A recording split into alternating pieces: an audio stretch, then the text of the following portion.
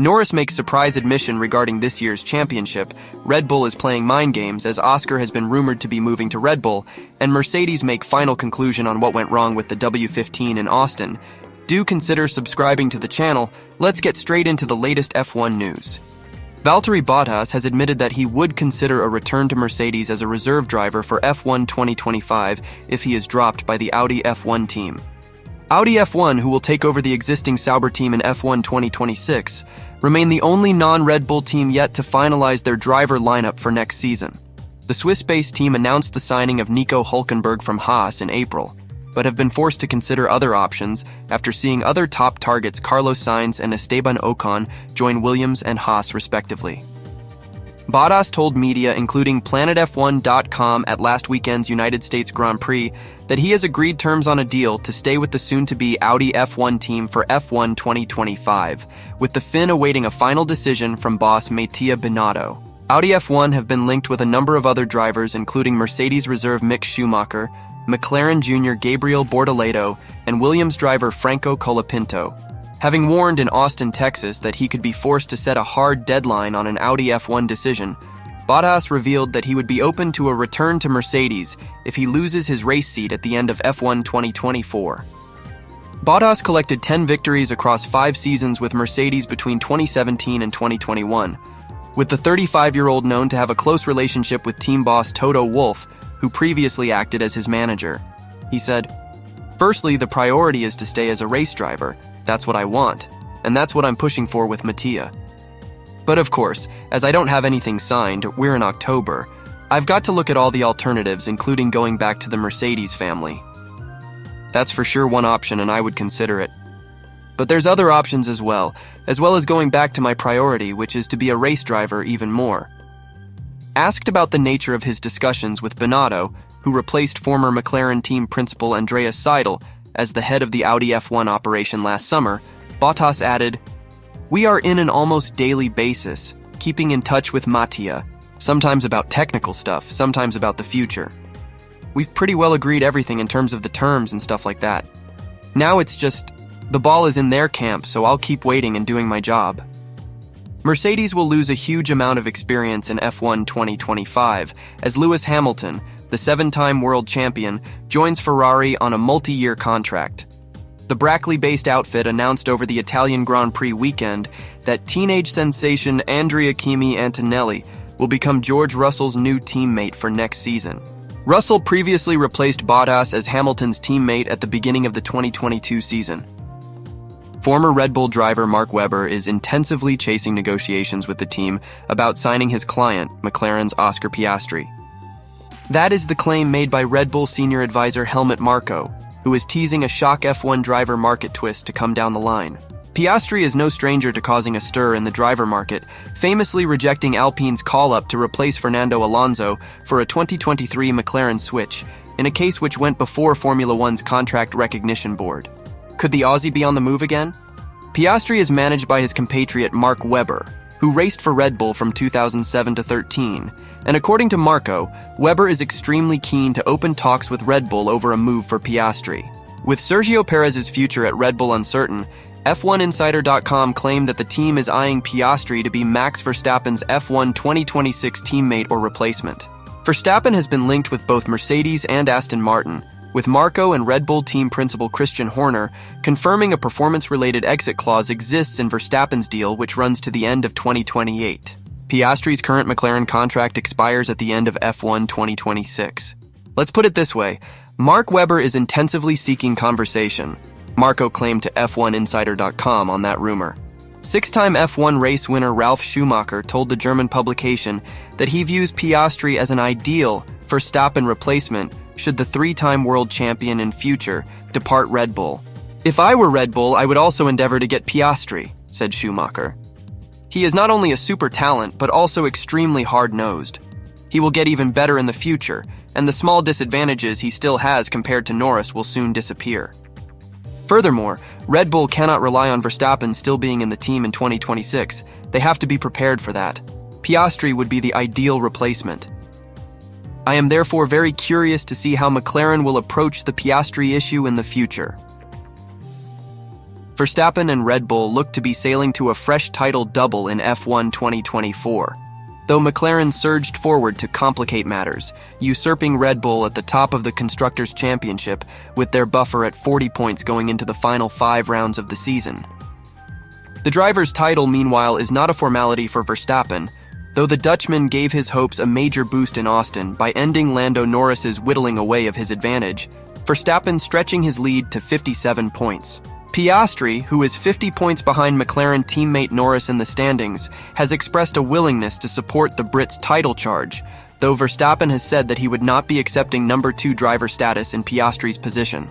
For me, he's definitely not a number 2 driver, and if I was him, I would never accept it, Verstappen told Motorsport.com. For me, it's easy to talk, of course, because I've been in Formula 1 for 10 years, and it's Oscar's 2nd season, so it is always harder to put your foot down. But he's just a great F1 driver who doesn't deserve it to give up wins and positions and play second fiddle because he's asked to. In response to Verstappen's words, Piastri said the situation at McLaren is not a case of him being Norris's wingman. Personally, I think Max is a pretty straightforward guy. He says what he thinks. We all know that, Piastri told the media, including PlanetF1.com at the US Grand Prix. So I think in my position, I don't see it as being a number 1, number 2. If I put in good performances and deserve them on merit, then as we've said before. Baku is a perfect example, really, of not giving up everything this season purely for the benefit of Lando. I'm trying to help the team as best as I can. So it's not simply number 1, number 2. We still have the same car, we still have the same opportunities, and last weekend in Singapore, Lando did a better job than me and won the race. I appreciate his Verstappen's support, but it's not really how I view it. Lando Norris says he needs to make changes to his approach to racing with Max Verstappen after their battle at COTA. Norris finished 3rd on track in the United States Grand Prix, but was given a 5-second penalty, which dropped him behind Verstappen in the final classification, meaning the Dutch Drivers' Championship lead swelled to 57 points. The contentious moment of the Grand Prix came as under pressure, Verstappen was attacked by Norris down the back straight, with the McLaren moving past before the braking zone at turn 12. Leaving his braking later than Norris, Verstappen moved up the inside and crowded Norris to the point where both drivers took to the escape area as Verstappen ran wide. With Norris keeping up his momentum on the outside to pass Verstappen through the escape area, his failure to hand back the place resulted in the time penalty. It was a controversial moment that has seen plenty of arguing amongst fans, teams, and pundits in the days since the fairness of the penalty came into question, given that Verstappen had run wide as well. The FIA's driving guidelines suggested Verstappen had conformed with all racing rules, but his aggressive tactics of defense have met with consternation. It's not the first time the pair have come to blows this season, with their Austrian GP battle resulting in contact and calamitous damage. Although Verstappen recovered from his puncture to finish 5th, while Norris's damage was too much to finish the race. With Norris yet to come out on top of a dramatic wheel-to-wheel battle with Verstappen, on a day where their 2 cars have been of comparable performance, the British driver admitted he feels he needs to make changes to his approach to racing his contemporary. It's not an easy answer, he told media, including PlanetF1.com, when asked if he needs to become more aggressive. Honestly, it's not as simple as just saying yes. Do I need to make some changes? Yes, and still adapt a little bit more. But is everything I'm doing wrong? Also, it's a no. So it's a tough position to be in because, like we saw, Max didn't care if he won or 2nd or 3rd. His only job was to beat me, and he did that. So he did a good job from that side, and I had a lot of fun, and I respected the battle that we had, but yeah, he still ended up on top. I need to be beating him. Some little things I need to change, but I don't need to change my own approach. With Norris opting against criticizing Verstappen in the aftermath of the race, he explained that he and the Dutch driver haven't spoken in the days since, but it's not for reasons of annoyance. I've not spoken to Max at all because he did what I guess he thought was right. I did what I thought was right, he said. I still disagree, and I think as a team we still disagree. I think the majority of the people who were watching disagreed with the penalty that I got. But I'll make the changes that I need to make. Whether it's being more aggressive at times or less aggressive or whatever, I'll do what I think is right. Max is very good at what he does, and he's probably the best in the world at what he does. So, when I'm going up against the best in the world, it is not going to be an easy thing to do, and he's been racing in this position for longer than I have. I'm definitely not doing a perfect job, but I'm not doing a bad job. I'm still staying there. I'm avoiding collisions, which a lot of things that we've done could have easily been turned into worse things like bigger crashes and stuff. I've avoided them and stayed in races which easily could have ended earlier than they have. But no, I think there are certain things I don't agree with, but I still want to be racing. I don't want there to be rules for absolutely everything. I just believe the way of how I got a penalty last weekend and the consequence of how that happened, I didn't agree with, and that's the only thing I think that needs to be changed, but it's clear what his intentions are. It's a difficult route for me to get around. Getting caught up in collisions and things like turn 1 or turn 12 easily could have been. So he's in a much more powerful position than I am. It's up to me, and it's up to me and the team to change that. Yuki Tsunoda is confident that a test with the Red Bull RB20 will happen. After longtime backers, Honda confirmed they are pushing for the Japanese driver to show what he can do in a top F1 2024 car. Red Bull are likely to reshape their driver lineup for the F1 2025 season, with Sergio Perez's seat coming under mounting scrutiny, having gone without a podium since the Chinese Grand Prix in April. Although Perez signed a new 2-year contract as recently as June, Red Bull advisor Helmut Marko insisted this week that his new deal will be no obstacle to the team making a change for F1 2025. Liam Lawson is widely considered to be the frontrunner to replace Perez as Max Verstappen's teammate for next season, with Marko hailing the New Zealander as a man for the future after he finished 9th in his first F1 race in more than a year at last weekend's United States Grand Prix. Koji Watanabe, the head of Honda's racing activities, revealed during the Austin weekend that Honda have strongly requested that Tsunoda is given a Red Bull test to show the team what he can do in a leading car, potentially at the postseason test in Abu Dhabi in December. PlanetF1.com understands that Tsunoda is scheduled to drive the RB20 as part of a plan with Honda that has been in place for around 2 months. However, It believed that the 24-year-old is highly unlikely to be considered for a full-time seat with Red Bull in the future. Speaking ahead of this weekend's Mexican Grand Prix, Tsunoda revealed that he is growing in confidence that his test behind the wheel of the RB20 will materialize. Asked directly by PlanetF1.com if he has made any further progress on securing a test with Red Bull, he said, "I think that test will happen maybe. It's a Red Bull racing thing that you just never know until that day arrives. So it's what I have to do now." Tsunoda revealed that he has been in direct communication with Red Bull's hierarchy over an RB20 test, claiming his own improvement over the last 12 months and Honda's insistence that he is granted a Red Bull outing have been crucial to securing the run. He said, "It's a very good opportunity. At least I finally can show a bit of my driving and they just can see how I'm driving. I think it's very important. At least it feels great that finally they give me more opportunity. I don't know if it will still happen or not, but I even heard them directly at least, so I'll try to maximize the opportunity." Definitely Honda helped me to push for that testing. They are pushing. Obviously, I was pushing since my very first race as well, even last year. But it's kind of a mix between me showing a result that I stepped up a little bit more compared to last year, and Honda also did a little bit definitely, pushing Red Bull as well. I was asking multiple times for a test in the past, and it never happened. Asked why it has taken until the end of his 4th full season to be considered for a Red Bull test, Tsunoda claimed he got used to being overlooked, despite seeing off Nyck de Vries and Daniel Ricciardo since the start of the 2023 season. And he conceded that his notoriously feisty conduct over team radio may have played a part in Red Bull's reluctance to hand him a chance with a front-running car. Asked if he is surprised that it took so long to be granted a Red Bull test, he replied, "If you asked that in my 2nd year or 3rd year, I'd be very surprised. I kind of got used to it. I got used to how difficult it is to get even a single day testing, despite outperforming both of my teammates the previous years. I think that's probably something that was going on in the background that I didn't know. For sure, at the same time, they probably thought that I'm not really able to improve as much as they wanted, or reach the necessary level, especially with radio communications."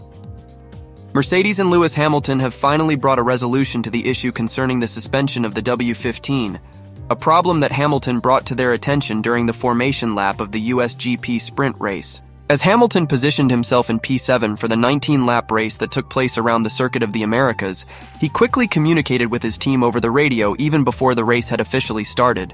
During the formation lap, he expressed his concerns about hearing a strange clicking noise whenever he applied the brakes. After the sprint race concluded, the Mercedes team thoroughly examined the car and discovered that the source of the issue was a damaged bearing. James Allison, Mercedes technical director, shared insights during the team's debrief following the US GP about Hamilton's situation. He noted that anyone watching the race on television would have clearly heard Hamilton expressing his discomfort, saying, "I can feel it clicking, as he prepared for the sprint race. He further explained that once the team dismantled the car for inspection, after the race 1 in which Hamilton had difficulty managing the car's handling, they found that one of the bearings that supports one of the wishbones had begun to fail. This damaged bearing was causing excessive movement in the car, which led to the clicking sound that Hamilton was experiencing, and it also contributed to the inconsistent handling of the vehicle." Allison emphasized that this inconsistency was primarily why Hamilton felt instability at the rear of the car, even though the issue was originating from the front end. The result was a sensation of looseness and unpredictability, which negatively affected Hamilton's performance during the sprint race. Unfortunately for Hamilton, his Saturday at Austin didn't improve much after the sprint race. He faced an unexpected exit in Q1 during the qualifying round for the United States Grand Prix later that day. Nevertheless, Mercedes managed to address the suspension problem before the qualifying session began. Allison confirmed that the issue had been fully rectified by the time qualifying rolled around, stating, "Had we fixed it entirely by qualifying, yes, we had replaced that part, and that problem did not re-emerge." He acknowledged the frustration caused by having to deal with that issue, and understood how difficult it was for Hamilton to race under those conditions during the sprint. However, he reassured that this suspension problem was completely resolved by the time qualifying took place and did not resurface afterward. Starting from P17 on the grid for the United States GP, Hamilton initially made progress in the race. However, all of that momentum came to a halt when he lost control and spun into the gravel at turn 19 on just the second lap, which ended his race at the same location where his teammate George Russell's qualifying session had concluded a day earlier. Mercedes team principal Toto Wolff stepped in to defend Hamilton against any blame for the spin, stating in a media briefing that, "Where I sit at the moment, it's 100% not Lewis's fault, and that's not to say that I'm protecting him." He elaborated that it was evident that external factors like windy conditions and slipstreaming played a significant role in the incident. Wolff reiterated this perspective in front of the Sky F1 cameras, emphatically stating, 100% car. He was not even pushing at that stage. Wolff pointed out that they had seen similar issues with George Russell during the sprint race, suggesting perhaps he was pushing too hard, which led to an abrupt loss of control into the wall. However, he maintained that in Hamilton's case, the combination of wind conditions and some dirty air created by the car in front of him definitely caused his spin. He asserted that Hamilton is not the type of driver to simply lose control of the car so early in a race.